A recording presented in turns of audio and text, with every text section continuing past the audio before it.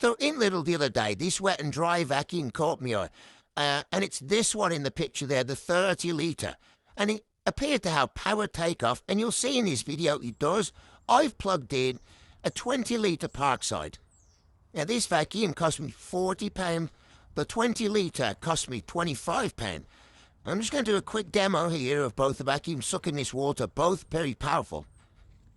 The 30 litre does have the drain valve at the bottom, where the 20 litre doesn't.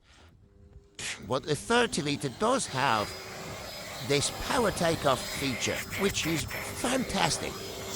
If you don't know what that is, it enables you to plug another mains appliance into the vacuum. And when you flick the switch, so there's a three-way switch at the top, it's either on, off, or in the drill mode as the picture will show.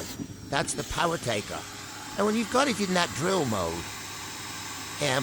or the drill side of the switch, the vacuum will only operate when the appliance that's plugged into the vacuum is switched on.